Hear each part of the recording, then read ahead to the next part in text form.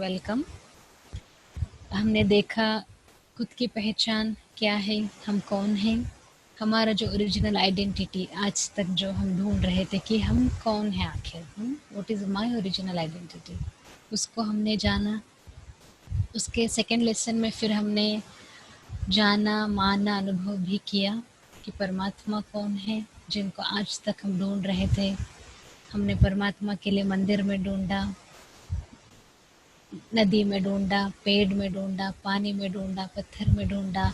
आखिर वो भगवान कौन है, आखिर वो परमात्मा कौन है जिनको याद करने से, जिनके साथ संबंध जोड़ने से जीवन की सर्व प्राप्तियां हो सकती है। वो जो सीक्रेट क्या है वो हमने सेकेंड डे हमने समझा।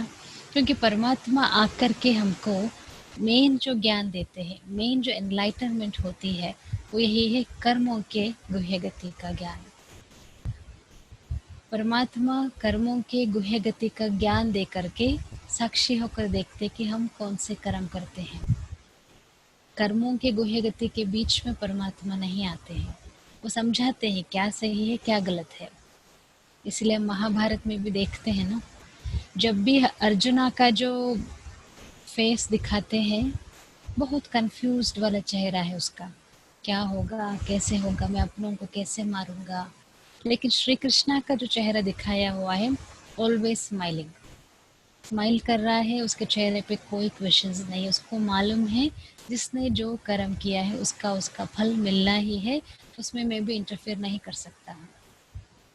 तो आदि मध्य अंत तीनों का ज्ञान उसके पास था, इसलिए वो स्माइलिंग का फेस ही श्री कृष्ण का दिखाते हैं, अगर आपने देखा होगा।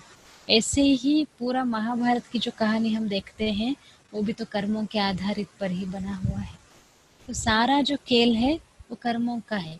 अच्छा कर्म जिसने किया है उसके साथ अच्छा ही होगा, अच्छा फल ही मिलेगा, अच्छा फल मिलना ही है। जिसने भी बुरे कर्म किए हैं उसको भी बुरा, उसका जो रिजल्ट होगा वो बुरा ही होगा। एक कर्मों की लॉ है, कर्मों का सीक्रेट है। We will listen to a story today, जो खुद की अपनी कहानी है, जो भारत देश की कहानी है, वो सबकी कहानी है, अपनी भी कहानी है, भारत देश की भी कहानी है, तो सबकी भी वो कहानी है। क्योंकि इस लाइफ की जर्नी में चलते चलते जो मन में कई सारे क्वेश्चंस आते हैं, कभी ये नहीं समझ आता कि हम कहाँ से आए हैं, हमको कहाँ जाना है, पिछला हमारा लाइफ क्या था, अभी का लाइफ क्या है, आगे का हमारा लाइफ क्या होने वाला है। एक ज्ञान अगर हम समझ लेंगे, इस नॉलेज को अगर हम ले लेते हैं, तो फिर सारी जो कन्फ्यूजन से क्लियर हो जाता है। और कल क्या होगा, आने वाली दुनिया कैसी होगी, आने वाला भारत कैसा होगा, आने वाला जो जीवन है, आने वाला जो समय है, उसमें मेरा रोल क्या होगा। तो आदि मध्य अंत का ज्ञान हमको, उसका नॉलेज होना बहुत ज़रूरी है। इसलिए परमात्मा हमको एक ज्ञान देते हैं, क्योंकि ताकि कोई कन्फ्यूजन, कोई क्वेश्चंस माइंड में ना रहे। नहीं तो लाइफ में कितने सारे क्वेश्चंस को लेकर हम चल रहे होते हैं, उनका आंसर हमको नहीं मिलता है। इसीलिए परमात्मा कहते त्रिकालदर्शी मैं आप लोगों को बनाता हूँ। प्रीवियस भी क्या था, अभी का लाइफ क्या है, आगे का जीवन क्या है, ये सारी बातों को अगर आप समझ लेंगे, उस ज्ञान को अपने बुद्धि में रख लेंगे, उस ज्ञान के आधार पर अगर आपका जीवन होगा तो निश्चिंत होकर के हम जीवन जी सकते हैं। नहीं तो कई सारी चिंताएं, कई सारी वरीज, कई सारी बातें फिर मन में चलते रहेंगे, तो जीवन का सुख हमको लेना है वो नहीं ले सकेंगे। इसीलिए आज का जो टॉपिक है एक स्टोरी के रूप में हम इसको सुनेंगे। जैसे दुनिया की चारों ओर की हालतों को भी हम देख रहे हैं, हमारे सामने प्रैक्टिकल है। ऐसे कहीं कोई बात नहीं जो कहीं हमने देखा हो, जंगल में देखा हो, हिमालय में देखा हो, ऐसी कोई बात नहीं है। आज की जो आज की जो संसार है, आज की जो दुनिया है, उसका हालत क्या है हमारे आंखों के सामने है। हम देख रहे हैं रोज इस संसार में क्या क्या हो रहा है।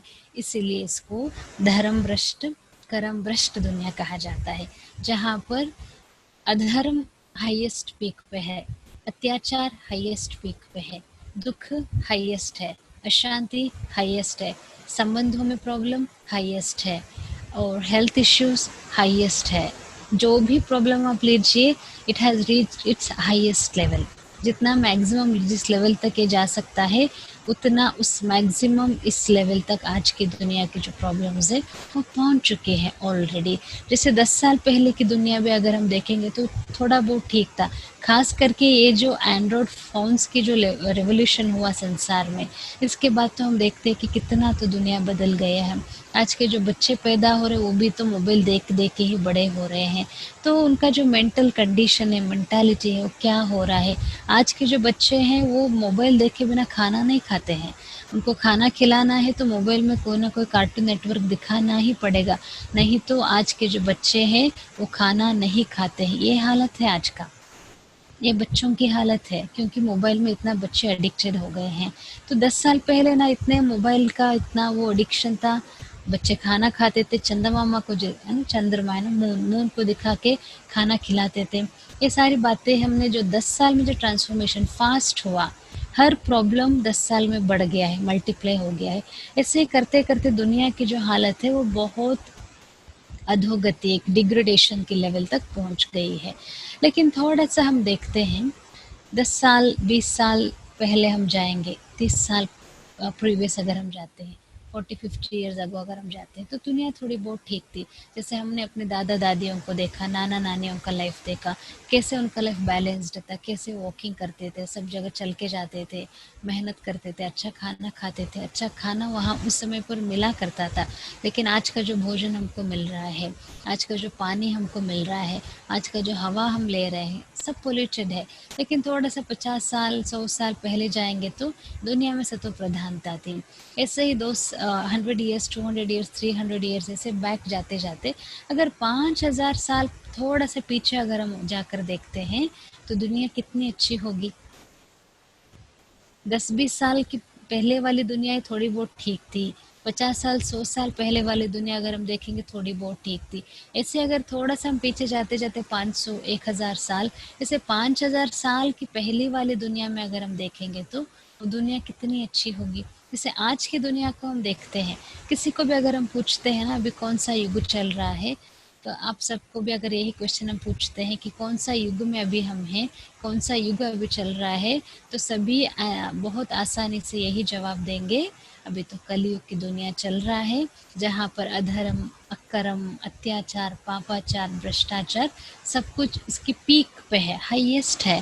सुसाइड रेट्स हम देख रहे हैं, कितना दुःख हम देख रहे हैं, कितना दर्द हम देख रहे हैं चारों तरफ, क्योंकि इस दुनिया का नाम ही है कलयुग। एक हम साइकिल को लेंगे अभी, जनवरी से लेकर के दिसंबर तक का जो साइकिल है, इसको हम a cycle of an year कहते हैं। अभी एक वीक का भी एक साइकिल होता है, Monday to Sunday, that is a cycle of a week. अभी 1 तारीख से 31 तारीख तक 1 महीने का साइकिल है। ऐसे ही ये जो सृष्टि जो चलती है, सृष्टि का जो सिस्टम है, वो साइक्लिक रूप में चलता है। एक पॉइंट पे उसको, जैसे एक पॉइंट है, एक सर्कल यहाँ पर हमने लगाया, एक पॉइंट पे ज़रूर उस सर्कल को ख़त्म होना ही है। ये सृष्टि का नियम है, ये लॉ है, ये सभी हम जानते ही है। जनवरी महीना शुरू हुआ, जैन, फेब, मार्च, अप्रैल, मई, जून, जुलाई, अगस्त, दिसंबर तक हम पहुँचे। दिसंबर के बाद वापस जनवरी आना ही है। हम ये नहीं पूछ सकते कि जनवरी क्यों आया, हमको दिसंबर में ही रहना है, नवंबर में ही रहना है, ये हम नहीं कह सकते। जैसे 12 बज गए, 12 बजे के बाद 1 बजेगा, 2 बजेगा, 3 बजेगा, वापस 12 बजना है, वो भी साइक्लिक रूप में है। अभी मंडे स्टार्ट हुआ है, मंडे के बाद Tuesday, Wednesday, Thursday, Friday, Sunday आएगा, वो भी साइक्लिक रूप में रिपीट होगा। 1 तारीख शुरू हुआ, 1, 2, 3, 4, 5, 6, 7, 8, उसके बाद फिर हम देखते हैं कि संडे आना ही है, वो रिपीटेशन होना ही है, क्योंकि ये जो टाइम है, सृष्टि है, ये साइक्लिक रूप में रिपीट होता है। दैट इज सिस्टमैटिकली डिज़ाइन हो चुका है, it has already been design. हमने कभी ये नहीं क्वेश्चन पूछा कि संडे के बाद मंडे क्यों आता है, दूसरा कोई डे क्यों नहीं है। हमने कभी ये नहीं सोचा या पूछा कि अक्टूबर, नवंबर, दिसंबर के बाद जनवरी क्यों आ रहा है, 1, 2, 3, 4, 5, 31 तारीख के बाद एक क्यों वापस आ रहा है। हमने कभी ये नहीं सोचा, ये नहीं प्रश्न नहीं पूछा। तो ये सीक्रेट है, टाइम है। देखिए, हर एक इंसान जो सृष्टि में चल रहा है, अगर उसको एक बैलेंस्ड लाइफ लीड करना है, तो उसको 4 बातों का ज्ञान होना बहुत ज़रूरी है। खुद का ज्ञान, जो हमने पहले दिन समझने की कोशिश किया, अनुभव करने की कोशिश किया।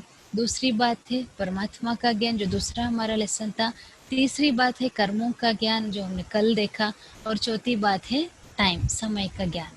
ये 4 बातें हर एक व्यक्ति को जानना, समझना, अनुभव करना बहुत ज़रूरी है। नहीं तो क्या होगा, कन्फ्यूजन्स में ही हम रह जाएँगे। जिसने 4 बातों को समझ लिया, चाहे वो जहाँ पर भी है, ऐसे नहीं कि ये 4 बातों को समझने के बाद आपको आश्रम में जाकर समर्पित होकर रहना पड़ेगा, नहीं। घर में रहना है, ज़िम्मेवारियों को निभानी है, रिस्पॉन्सिबिलिटीज़ को सँभालनी है, सब कुछ करते हुए 4 बातों का ज्ञान अगर हम बुद्धि में लेकर चलते चलेंगे, तो कभी भी हम कन्फ्यूजन में नहीं रहेंगे। बातें आएँगी, लेकिन 4 बातों का नॉलेज ऑलरेडी दिमाग में होने के कारण जो भी बात आई, जो भी क्वेश्चन सामने आई, जो भी परिस्थिति सामने आई, जो भी टेंशन सामने आया, जो भी चैलेंज हमारे सामने आया, जो 4 बातों का जो नॉलेज दिमाग में है, जिसका आंसर हमको परमात्मा ने दे दिया है ऑलरेडी, उन 4 बातों का ज्ञान के आधार से हम खुद आंसर्स ढूँढेंगे, खुद वो स्टेबिलिटी में आ जाएँगे, फिर आगे बढ़ेंगे। फिर बातें आएँगी, फिर ज्ञान को अप्लाई करना है, फिर बातें आएँगी, फिर ज्ञान को अप्लाई करना है। ज्ञान को अप्लाई करने से हम स्टेबल हो जाएँगे, फिर आगे बढ़ेंगे, पॉजिटिविटी से आगे बढ़ेंगे, खुशी से आगे बढ़ेंगे, मैच्योरिटी के आधार पर हम आगे बढ़ेंगे। इससे ही चलने में या मैच्योरिटी के आधार पर चलने में बहुत फ़र्क है।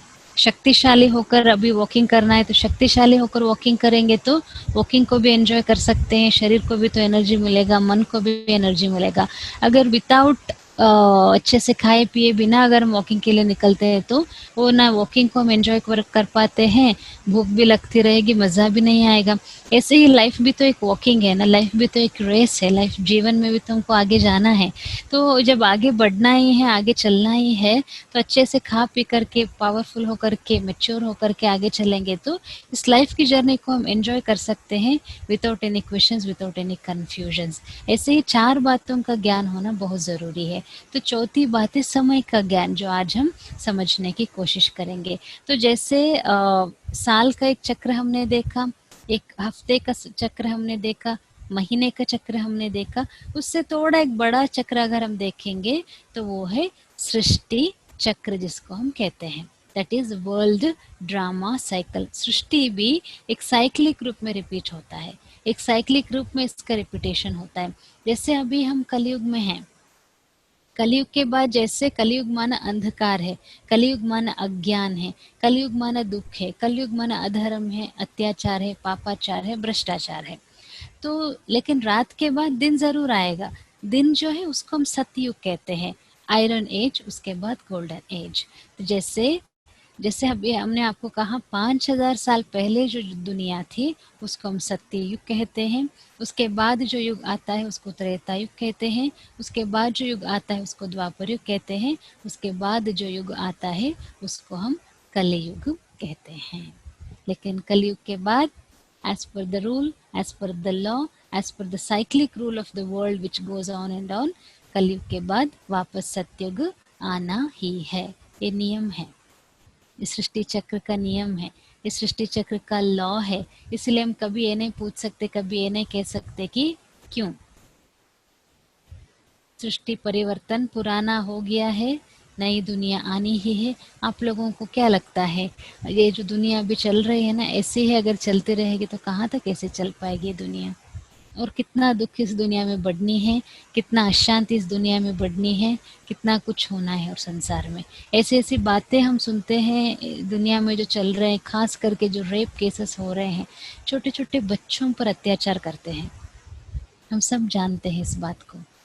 काम विकार की जो हाईएस्ट पीक जितना हो सकती है उतना इस दुनिया पहुंच गई है। इससे गलत काम और क्या हो सकता है? कोई कोई कहते हैं ना कलयुग तो अभी और हजारों साल चलने वाला है। इससे इससे नीचे और क्या गिर सकता है संसार? कहाँ तक गिर सकता है इससे नीचे अगर गिरना हो तो संसार को? पॉसिबल नहीं है ना। माने it has reached its peak. जितना गिरना था दुनिया, उतनी दुनिया गिर चुकी है ऑलरेडी।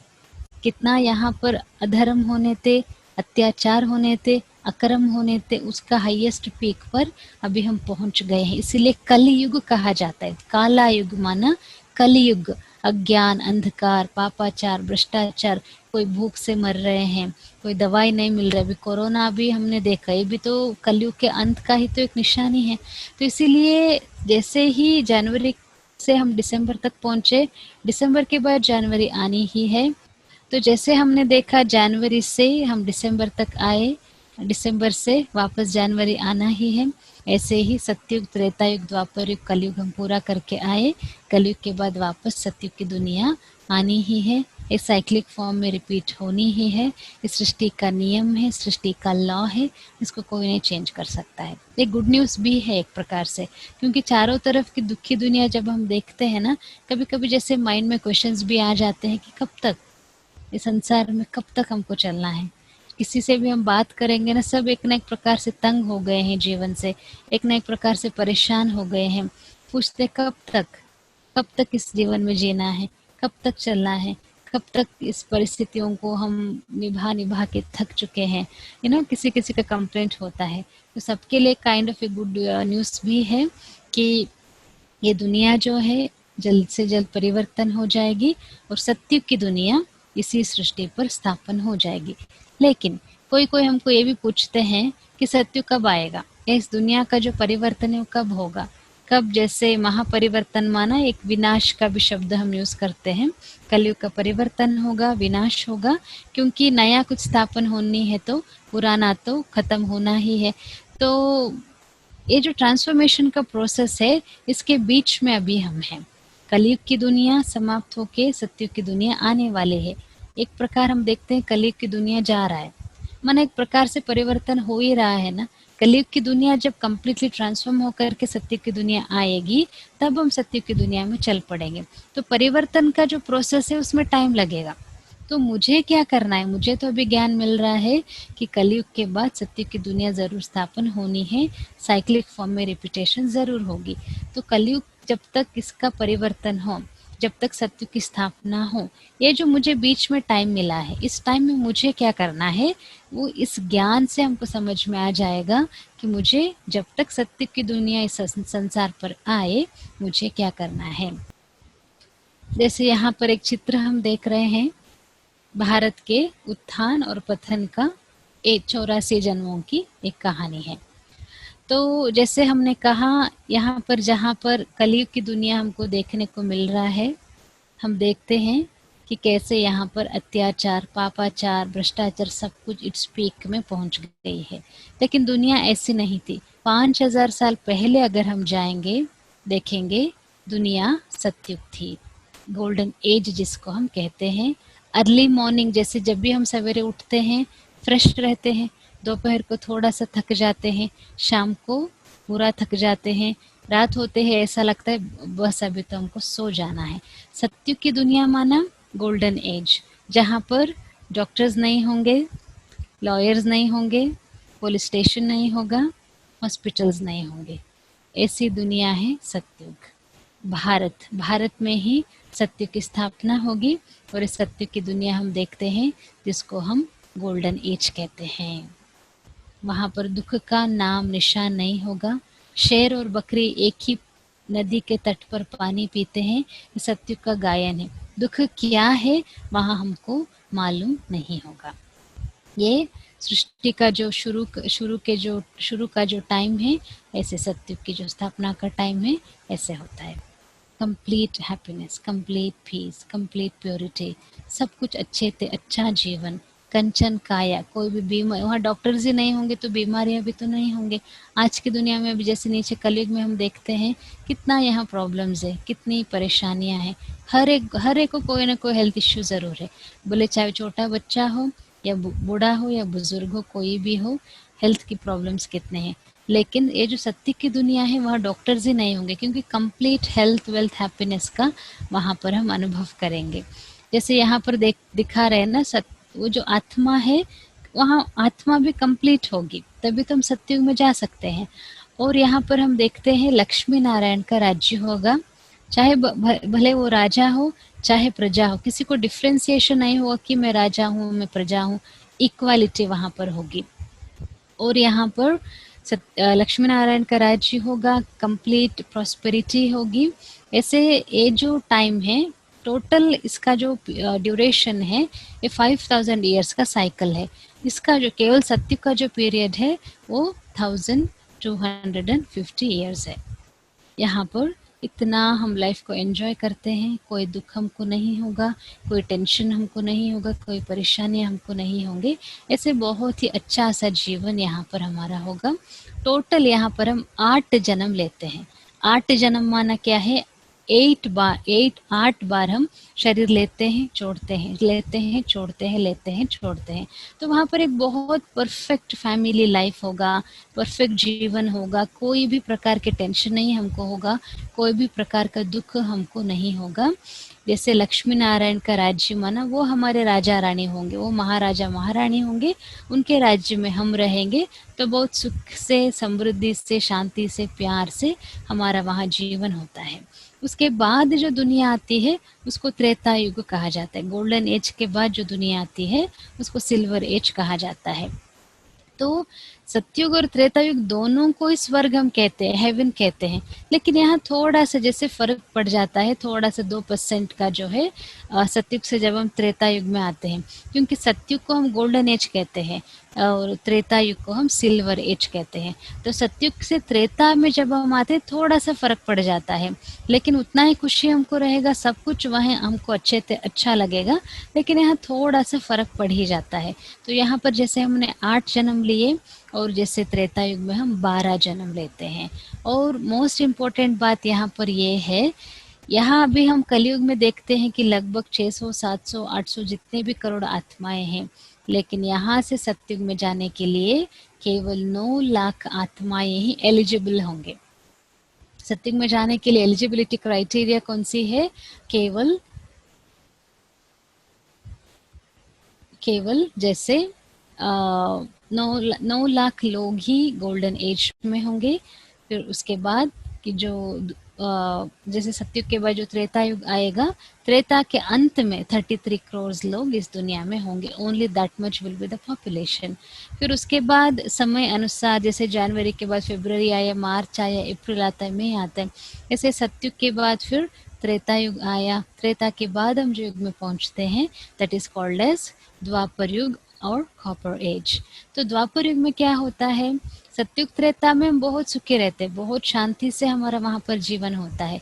लेकिन जैसे जैसे हम उतरने लगे, देखिए हम उतर रहे हैं, अभी सीढ़ी जो है ना हम उतर रहे हैं, माना जो लाइफ की जो क्वालिटी है वो कम होती जा रही है। ऐसे करते करते जब हम द्वापर में पहुंच जाते हैं, धीरे धीरे आत्मा जो यहाँ पर देखते हैं कंप्लीट सतो प्रधान आत्मा, सतो आत्मा, उसके बाद जो है रजो प्रधान माना, कहाँ न कहाँ आत्मा में कुछ न कुछ विकारी गुण आने शुरू हो जाते हैं। यहाँ पर दुख इसीलिए नहीं रहता है क्योंकि वहाँ पर कोई भी प्रकार का हमारे आत्मा में विकारी गुण नहीं रहते हैं। लेकिन यहाँ क्या है, धीरे धीरे धीरे आत्मा में विकारी गुण आने लगते हैं। तो जब जैसे विकारी गुण आने लगे फिर क्या होगा, दुख होगा। जब भी दुख आएगा हम परमात्मा को पुकारना शुरू करते हैं। तो सतयुग त्रेता में हम इतना सुखी रहते हैं, इतना अच्छा हमारा वहाँ पर लाइफ होता है। वहाँ पर जैसे परमात्मा को हम पुकारते भी नहीं, परमात्मा को इस धरती पर आने की आवश्यकता भी नहीं रहती। और सतयुग त्रेता की ब्यूटी यही, वहाँ पर एक ही धर्म होगा। कलयुग के अंत में हम देखते हैं कई प्रकार के यहाँ पर धर्म है, कई प्रकार के कास्ट है, कई प्रकार की क्रीड है। धर्म के नाम पर यहाँ तो कितने झगड़े होते हैं। लेकिन सतयुग त्रेता में एक ही आदि सनातन देवी देवता धर्म होगा, इसलिए वहाँ पर क्या होगा, दुख का नाम निशान नहीं होगा। लेकिन द्वापर युग से दुख शुरू हुआ, फिर हमने यहाँ पर भक्ति करना शुरू कर दिया। जैसे यहाँ पर शिवलिंग की भक्ति किया, पानी में जाकर के पूजा किया ना, हम ही देवी देवता थे, हम ही श्रेष्ठ थे, लक्ष्मी नारायण जैसे हम ही थे, उतना श्रेष्ठ जीवन हमारा था, हमारे में वो डिवाइन क्वालिटीज थे, हमारे में वो पावर थी। उस बात को भूल गए हम। तो द्वापर युग से हमने क्या करना शुरू कर दिया, खुद के ही मूर्ति को रख करके पूजा करना हमने शुरू कर दिया। हम भूल गए कि हम ही देवी देवताएं थे। तो ऐसे करते करते द्वापर युग में क्या होता है, जैसे हमने कहा सतयुग त्रेता में एक ही धर्म होता है, लेकिन द्वापर युग से दूसरे दूसरे दूसरे धर्म आना शुरू कर देते हैं, इसलिए धर्म के नाम पे भी झगड़ा शुरू होता है।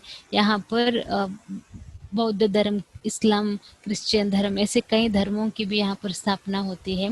तो ऐसे करते करते हम उतरते ही आते हैं, उतरते ही आते हैं। तो सतयुग हो गया, त्रेता हो गया, द्वापर हो गया। द्वापर में भी जैसे थोड़ा तो लाइक दुनिया अच्छी रहती ही है। यहाँ पर इतनी सतो तमो प्रधान दुनिया नहीं हो जाती है, क्योंकि भक्ति हम करते, भावना रहती है।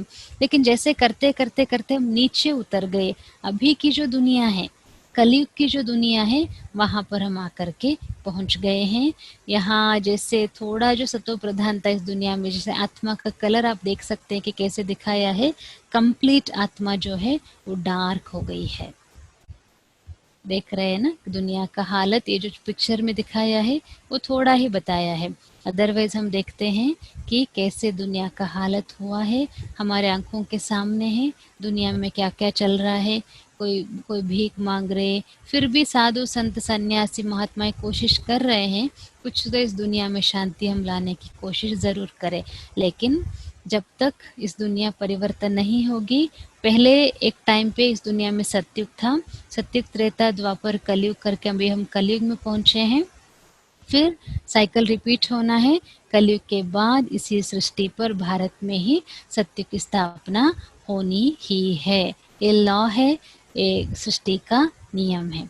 लेकिन अभी का जो टाइम चल रहा है, अभी ना तो हम कलयुग में हैं, ना तो हम सतयुग में हैं, बीच का एक टाइम चल रहा है, इसको हम संगम युग कहते हैं। अभी हम कौन से युग में हैं, सभी याद करेंगे, अभी हम संगम युग में हैं। और एक इम्पोर्टेंट बात यही है, हमने महाभारत में सुना है, यदा यदा हि धर्मस्य ग्लानिर्भवति भारत अभ्युत्थान धर्मस्य तदात्मानं सृजाम्यहम् धर्म संस्थापनार्थाय संभवामि युगे युगे। परमात्मा का ये प्रॉमिस है, जब भी इस सृष्टि पर अत्याचार, अनाचार, पापाचार, भ्रष्टाचार अति होगा, तब मैं सृष्टि में आता हूँ। तो अभी लग रहा है ना कि अति हो गया है, तो परमात्मा का अवतरण अभी ही इसी समय संगम युग के समय में ही इस सृष्टि पर होती है। न सत्युग में परमात्मा सृष्टि पर आते हैं, न त्रेता में परमात्मा सृष्टि पर आते हैं, न द्वापर में। द्वापर से हमने परमात्मा को पुकारना शुरू किया, बुलाना शुरू किया, तब जाकर के वो कलयुग के अंत में संगम युग में परमात्मा का अवतरण इस सृष्टि पर होता है।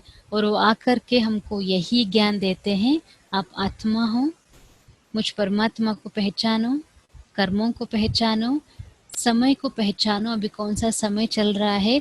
जन्म जन्म से जाने अनजाने में बहुत पाप कर्म कर लिया है, इस जन्म में ही कितने गलतियां हम करते हैं, जाने अनजाने में किसी को दुख देते हैं, गलत व्यवहार करते हैं, गलत बोलते हैं, गलत कर्म करते हैं। तो अब सोचिए जन्म जन्म से कितने गलत कर्म, पाप कर्म हम करके आए होंगे। इसलिए परमात्मा कहते हैं, परमात्मा का मेन मैसेज यही है, अपने को आत्मा समझो, पर मुझ परमात्मा को याद करो, जन्म जन्म से जो पाप कर्म करते आए सब कुछ भस्म करके फ्री हो जाओ, अभी वापस घर चलने का समय है। जैसे हम इस परम धाम से इस सृष्टि पर आते हैं, सत्य त्रेता द्वापर कलयुग पाठ बजाते हैं, वापस फिर हम परम धाम में ही हमको जाना है। वहाँ ऊपर परम धाम का घर है, जैसे पिक्चर में हम देख रहे हैं ना, ये जो घर है ऊपर, ये परम धाम का घर है, ये अपना हमारा, हम और आप सभी का ओरिजिनल घर वही है, ऊपर परम धाम।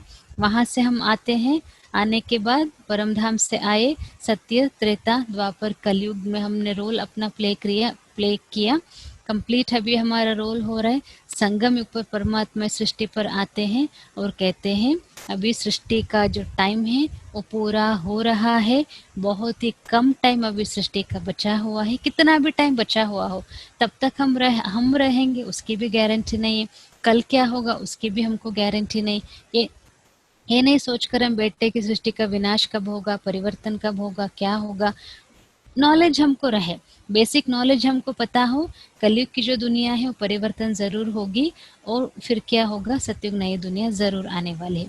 ये नॉलेज अभी हमको मिल गया, तो ये जो दुनिया अभी बदलने वाली है, ये जो दुनिया अभी जाने वाली है, कलयुग की दुनिया अभी परिवर्तन होकर के सतयुग की दुनिया अभी स्थापन होने वाली है। तो इसके बीच का जो मुझे संगम का टाइम मिला है, इस केवल संगम युग में ही परमात्मा का अवतरण होता है, जिसके लिए हमने जन्म जन्मांतर ढूंढा है, जिसके लिए हमने जन्म जन्मांतर भक्ति की है, जिसके लिए हमने जन्म जन्मांतर ढूंढा है, भटका है, भक्ति की है, मेहनत की है, त्याग किया है, तप किया है, जिस परमात्मा के लिए हम ढूंढते रहे, उस परमात्मा का अवतरण इस सृष्टि पर हो जाता है। इस सृष्टि पर हो करके वो हमको यही मैसेज देते हैं, आप कौन हो, परमात्मा कौन है, कौन सा कर्म हमको करना है, कौन सा समय अभी चल रहा है। जीवन में जितनी भी परिस्थितियां आती है, क्यों आती है? क्यों आती है? क्योंकि कोई न कोई जन्म में हमने ही गलत कर्म जाने अनजाने में कर लिया है। आज दिन तक तो ये ज्ञान हमारे पास नहीं था। हमको मालूम नहीं था कि जीवन में परिस्थितियाँ क्यों आ रही है। हमको ये नहीं मालूम था कि कोई आकर के हमको दुःख क्यों दे रहा है, कोई आकर के हमको परेशान क्यों कर रहा है, कोई आकर के हमको तंग क्यों कर रहा है, कोई आकर के हमको गालियाँ क्यों दे रहा है। ये सब कई क्वेश्चंस का आंसर्स हमारे पास नहीं थे आज दिन तक। लेकिन संगम युग पर परमात्मा आकर के सबसे पहला काम यही करते हैं, हमको ज्ञान देते हैं। ज्ञान माना एनलाइटनमेंट है, ज्ञान माना प्रकाश है, ज्ञान माना आगे जाने का रास्ता है। तो ज्ञान हमको यही मिला, खुद की कहानी, हम कहाँ थे, सतयुग में थे, अभी कहाँ पहुँचे हैं, कलयुग में पहुँच गए हैं, वापस कहाँ हमको जाना है, सतयुग में जाना है। क्यों यहाँ पर इतनी परेशानियाँ हैं? क्योंकि साइकिल का भी एंड के टाइम में अभी हम पहुँच गए हैं।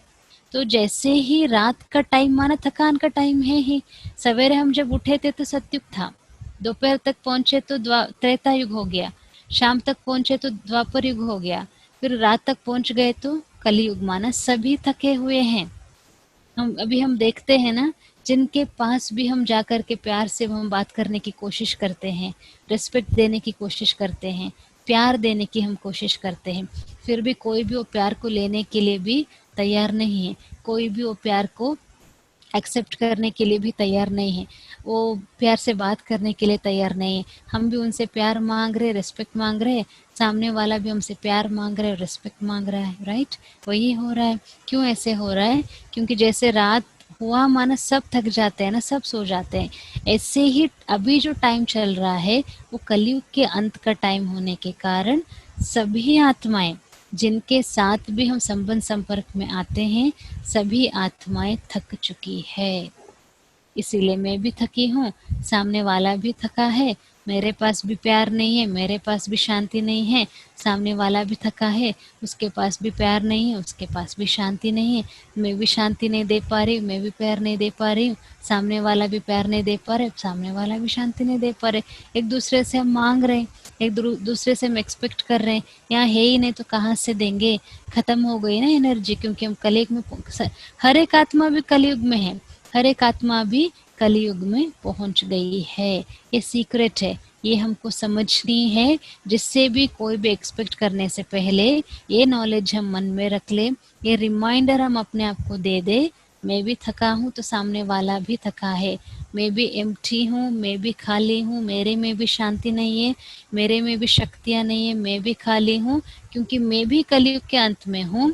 तो सामने वाला व्यक्ति भी अशांत है, दुखी है, परेशान है, दर्द में है, क्योंकि वो भी कलयुग के अंत में है, उसने भी बहुत लंबी यात्रा करके कलयुग तक पहुंचा है, और मैं भी बहुत लंबी यात्रा करके कलयुग तक पहुंच गई हूँ, तो मैं भी थकी हुई हूँ, तो सामने वाला व्यक्ति भी थका हुआ है। जैसे दो लोग अगर बहुत 500-600 किलोमीटर की जर्नी करके पहुंचते हैं तो दोनों थक जाते हैं ना, ऐसे नहीं कि एक फ्रेश रहेगा। जिन्होंने ट्रैवल किया दोनों थक गए हैं, दोनों को भी रेस्ट चाहिए, दोनों को ऐसा है कि कोई हमको चाय तो पूछे, कोई हमको खाना तो खिलाए, क्योंकि दोनों थके हुए हैं। ऐसे सभी आत्माएं जिन्होंने सत्य, Treta, Dwapar, Kalyug, golden, silver, copper, iron age, जहाँ से हम बहुत लंबी यात्रा करके करके करके करके करके करके यहाँ तक हम पहुँचे हैं। तो सभी आत्माएं जिनके संबंध संपर्क में हम आते, चाहे घर पे हो, अड़ोसी पड़ोसी हो, फ्रेंड्स हो, रिलेटिव हो, चाहे प्रोफेशन हम जिनके साथ हम काम करते हैं वो लोग हो, सभी थक गए हैं, सभी टायर्ड है, सभी वीक है, सभी कमज़ोर है, सभी पीसलेस है, कभी सभी अशांत है, सभी दुखी है। इसीलिए जो कुछ मुझे लेना है, ये हम अच्छे से अपने माइंड में प्रिंट कर ले, जो कुछ मुझे लेना है परमात्मा से लेना है, और वो देने के लिए केवल संगम युग में ही सृष्टि पर आता है। परम धाम से निकलकर परमात्मा सृष्टि पर तभी आते हैं जब संगम युग का टाइम है, इसीलिए आते हैं। उसको, परमात्मा को मालूम है मेरे बच्चे थके हैं, मेरे बच्चे दुखी है, मेरे बच्चे अशांत हैं, मुझे उनको सुख, शांति, आनंद, प्रेम, स्नेह दे करके भरपूर करके वापस घर ले जाना है, फिर सतयुग नई दुनिया में भेज देना है। यही परमात्मा का कार्य है, क्योंकि अदरवाइज इस दुनिया को बदलना, इस दुनिया को रिफॉर्म करना, इस दुनिया को सुधारना पॉसिबल नहीं है। क्योंकि बहुत अगर पुराना जब घर हो जाता है, उस घर को तोड़कर नया बनाना ही पड़ता है। ऐसे ही कलयुग की दुनिया भी इतना इरिपेयर्ड हो गया है, we can't even repair this world anymore. इसीलिए इसका परिवर्तन होना ही है और नई दुनिया की स्थापना होनी ही है। तो ये खुशखबरी भी है हमारे लिए, क्योंकि जो भी दुख अभी हम देख रहे हैं चारों तरफ, वो भी जैसे टेम्पररी है, बहुत लंबे समय तक ये नहीं चलने वाला है। ये हमारे लिए और आप सभी के लिए खुशखबरी है। जैसे ये भी एक पिक्चर है जो भी अभी तक हमने एक्सप्लेन किया, इसलिए तो हम स्वस्तिका का चित्र लगाते हैं। सतयुग, त्रेता युग, द्वापर युग, कलयुग, फिर ये जो छोटा सा यहाँ पर गैप दिखाई दे रहा है, इसी को संगम युग अथवा कॉन्फ्लुएंस एज कहा जाता है। इसी समय परमात्मा इस सृष्टि पर आते हैं, हमको सभी पूरे सृष्टि चक्र का ज्ञान दे करके वापस हमको घर ले जाते हैं, परम धाम, जो इस चित्र में हमने देखा परम धाम। फिर वापस इस सृष्टि पर आते हैं, सतयुग, त्रेता युग, द्वापर युग, कलयुग, फिर संगम युग पर परमात्मा का अवतरण होता है।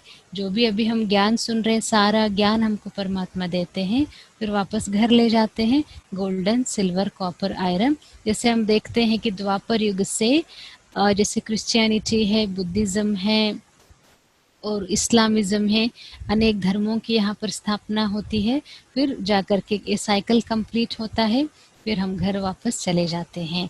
इसीलिए तो आप सभी और हम सभी भी स्वास्तिका का चित्र लगाते हैं, क्योंकि ये जो टाइम साइकिल है, टाइम पीरियड है, इक्वली डिवाइडेड है। 5000 ईयर्स का ये साइकिल होता है। टोटल 5000 ईयर्स में हम 84 जन्म लेते हैं। There is no 85th birth. जैसे ही हमने यहाँ पर कलयुग में अंत तक हम पहुँचते हैं, यहाँ पर 8 जन्म लेते हैं, त्रेता में 12 जन्म लेते हैं, यहाँ पर 21 बर्थ है, और कलयुग में 42 बर्थ हम लेते हैं। तो संगम युग तक जब हम पहुंचते हैं तो 84 हमारा जन्म कंप्लीट हो जाता है। There is no 85th birth. फिर हम वापस घर जाते हैं, फिर 1 2 3 4 5 6 7 8 84 जन्म कंप्लीट करते हैं, फिर ऊपर जाते हैं, फिर नीचे आते हैं, 1 2 3 4 5 ऐसे ही 84 जन्म हम कंप्लीट करते हैं, ऊपर जाते हैं, नीचे आते हैं। ऐसे ही ये जो साइकिल है, चक्र है, फिरता ही रहता है, फिरता ही रहता है, फिरता ही रहता है। इसका कोई जैसे मैं नहीं कह सकते एग्जैक्टली इसकी कब शुरुआत हुई, क्या हुआ, लेकिन अभी जो टाइम चल रहा है कलयुग का टाइम है, लेकिन हमारे लिए संगम का टाइम है। भले सतयुग को हम गोल्डन एज की दुनिया हम कहते हैं, लेकिन ये जो अभी जो टाइम चल रहा है उसको हम डायमंड एज कहते हैं, क्योंकि पूरे साइकिल में सतयुग, त्रेता, द्वापर, कलयुग, होल साइकिल में परमात्मा का अवतरण केवल संगम युग में होता है, जिस परमात्मा के लिए हमने जन्म जन्म से भक्ति किया है। देखिए कब से हम भक्ति कर रहे, द्वापर युग से हम भक्ति कर रहे, इसलिए परमात्मा का अवतरण संगम युग पर होता है। निराकार परमात्मा जो शिव है, सत्य है, शिव है, सुंदर है, वो हमको कहते हैं आप आत्मा हो, मुझ परमात्मा को याद करो। आप भी निराकार पॉइंट ऑफ लाइट हो, मैं भी निराकार पॉइंट ऑफ लाइट हूँ, ये हम हैं आत्मा, परमात्मा पॉइंट ऑफ लाइट है। याद करो, मेरे साथ संबंध जोड़ो, मेरे साथ सर्व प्राप्तियों का अनुभव करो। अभी वापस हम सभी को परम धाम जाना है, जहाँ से हम आए हैं, फिर सतयुग में जाकर के हमको अपना पार्ट प्ले करना है। यही हमारी अपनी कहानी है। It's shown in a cyclic form, golden, silver, copper, iron age, and this is the confluence age, and this is the time to go back home, come back once again, play our role in the golden, silver, copper and the iron age, go back again, come back, complete 84 births, there is no 85th birth, go back home again Paramdham, come back, golden, silver, copper, iron, फिर cycle complete होगा, फिर वापस घर जाना है। ऐसे ही ये जो साइकिल है ये रिपीट होगा। ये 5000 ईयर्स का साइकिल है और 84 जन्मों का साइकिल है। खुद की ही कहानी है, हमारी कहानी, आप सबकी कहानी, सभी भारतवासियों की कहानी, और साथ साथ में ये जो स्वर्ग या सत्युग की दुनिया की स्थापना होगी वो केवल भारत में ही होगी, क्योंकि बाकी सारे जो देशों बाद में इन्वेंट होते हैं। जैसे अमेरिका के बारे में हम सुनते हैं, वास्को ड गामा ने 400-500 साल पहले ही तो अमेरिका को इन्वेंट किया था, डिस्कवर किया था। जैसे दूसरे दूसरे देश जो है भारत से निकल कर जा जाकर दूसरे दूसरे देशों की स्थापना होती है, लेकिन भारत ही सोने की चिड़िया के नाम से गाया जाता है। और इसी भारत में ही सोने की दुनिया, नई दुनिया, सत्युग की दुनिया वापस स्थापन ज़रूर होगी। लेकिन जब तक कलयुग की दुनिया में हम हैं, जब तक इसका अपना एक पीरियड है, वो तभी कंप्लीट होगा जब उसका अपना पीरियड है।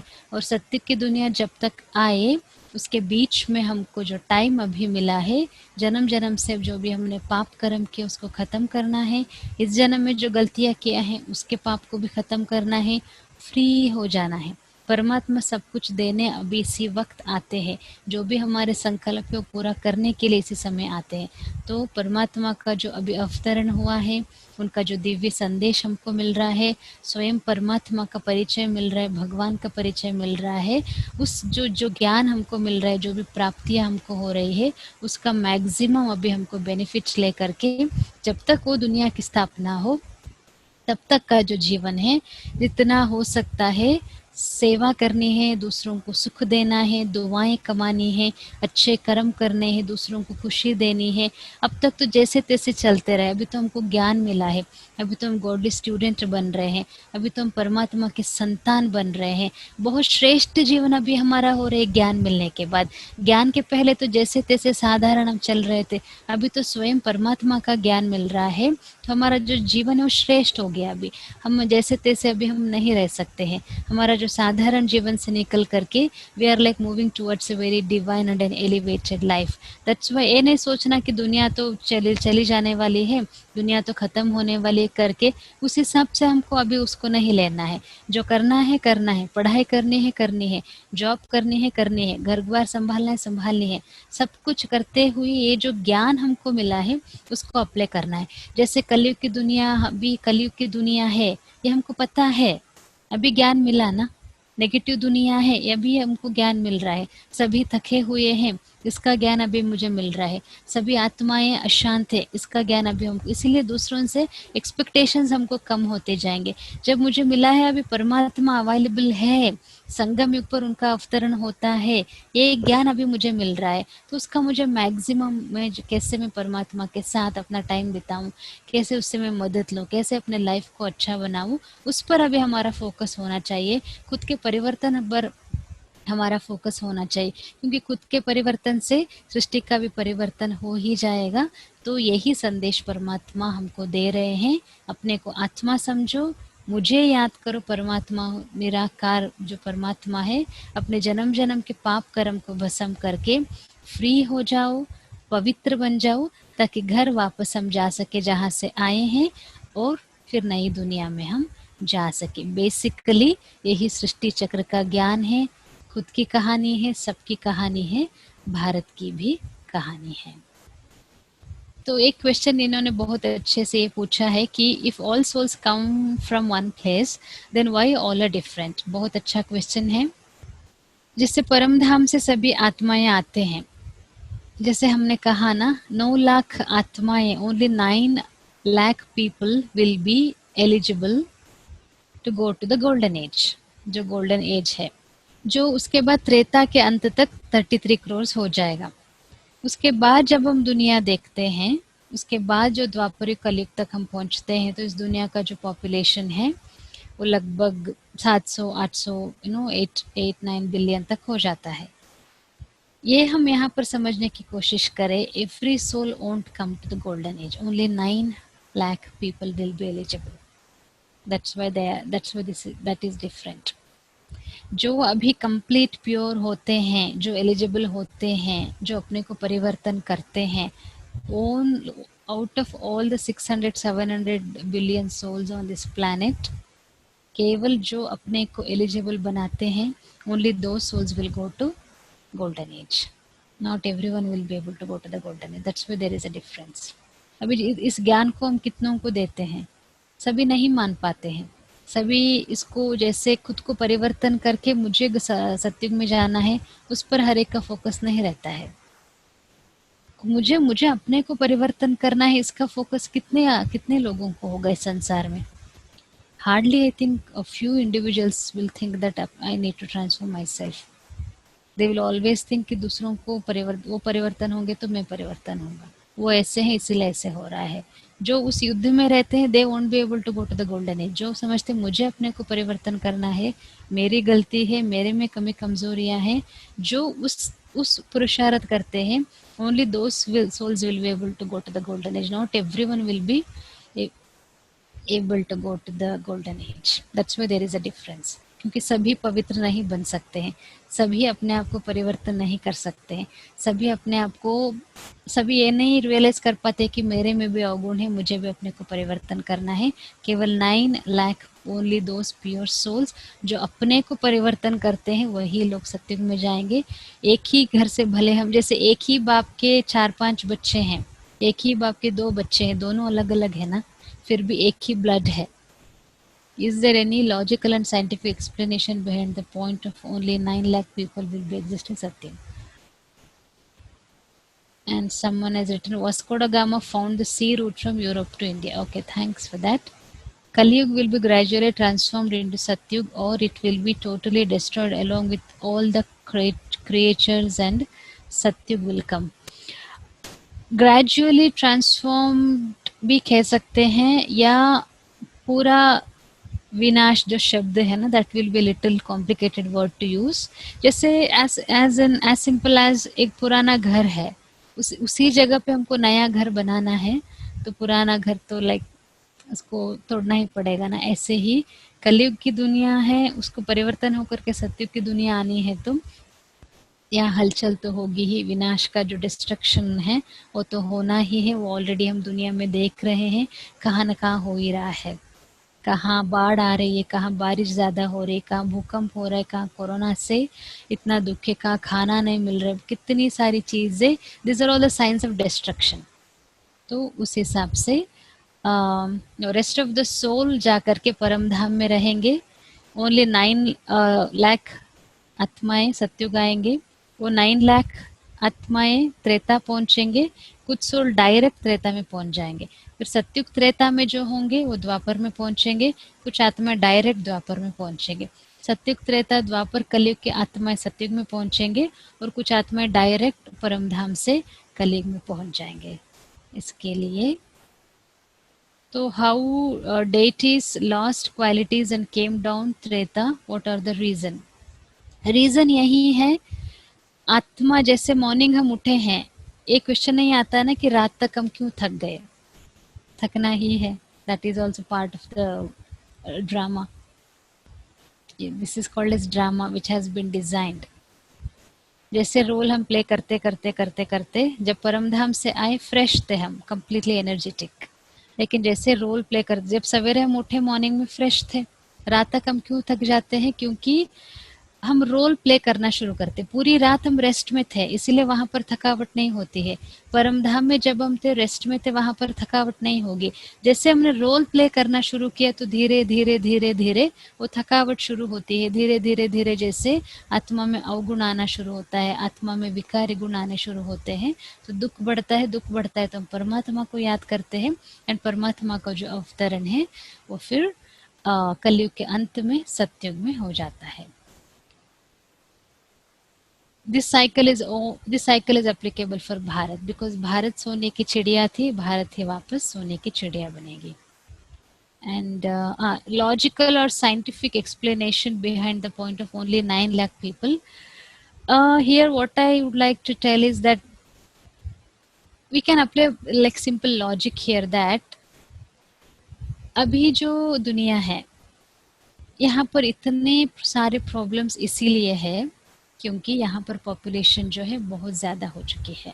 It's too much populated. For example India की गवर्नमेंट भी it's really trying so hard so that कुछ तो हम फैसिलिटीज़ क्रिएट कर सके, लेकिन कितना भी वो करे वो लोगों तक पहुँच नहीं पा रहे क्योंकि टू मच पॉपुलेशन है।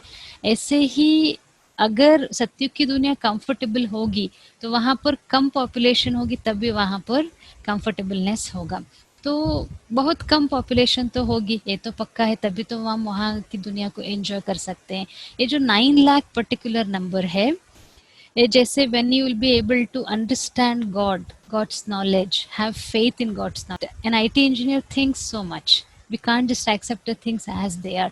जब मैंने पहली बार ये बात सुनी थी तो मुझे भी इतनी जची नहीं थी, लेकिन जब परमात्मा को हम मानते हैं, परमात्मा के ज्ञान को हम अनुभव करना शुरू करते हैं, परमात्मा के एक्सपीरियंस को जब हम शुरू करते हैं, तो वो जो ज्ञान दे रहा है दैट विल ऑल्सो ट्रू करके हमको एक निश्चय आ जाता है। So that is the logic actually behind this, that when you understand God, when you will be able to connect with God, when you will be able to experience that God's love power, then you will also understand, have faith that whatever the knowledge God is giving, that is also true. This cycle is only applicable for Bharat or the whole world, but creation first started in South Africa.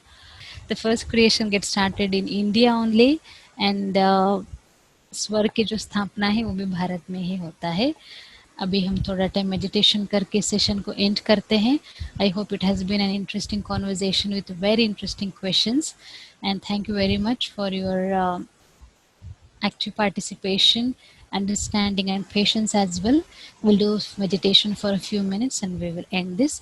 I'll give a small commentary as we do like every day.